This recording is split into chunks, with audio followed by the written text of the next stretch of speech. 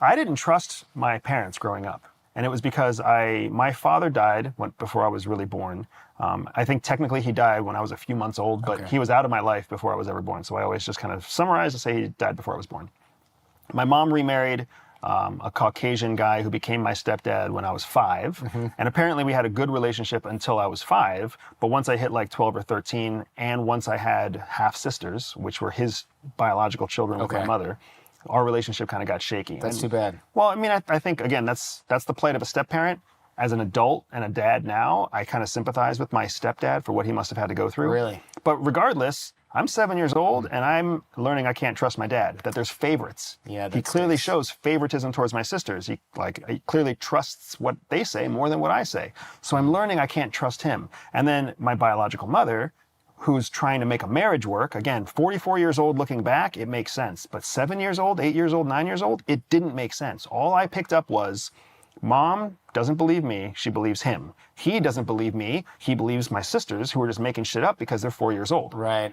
So I can't trust either of them. So once that started to take hold, I learned through the School of Hard Knocks how to lie more effectively, how to lie to survive. I also started learning that there's no reason to be honest first. There's a reason to be cagey and kind of distant and aloof first, and then over time decide if somebody has earned your trust or not earned your trust. So I started understanding that secrets were valuable, and I started understanding that I had the ability to control secrets.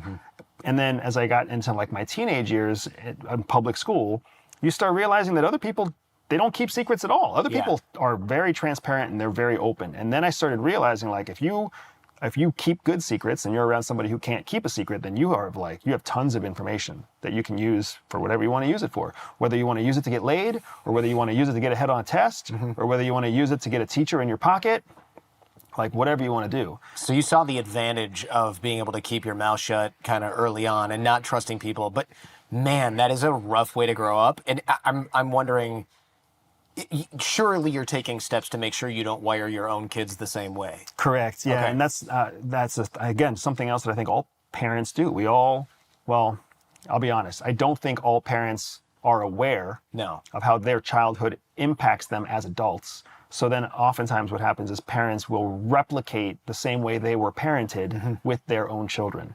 My wife and I were benefited because my wife grew up in a similar household to mine, where she also learned early she couldn't trust what her parents said because what they did was different than what they said. Interesting. The big difference between she and I is that she didn't trust her parents and what they said, but she did trust that they loved her.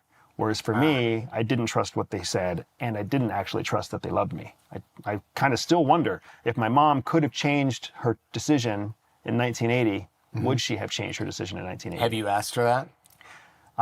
My mom doesn't tell the truth. So, right. So what's the point? So I have asked her, I have made the suggestion that maybe she would have chosen not to have me.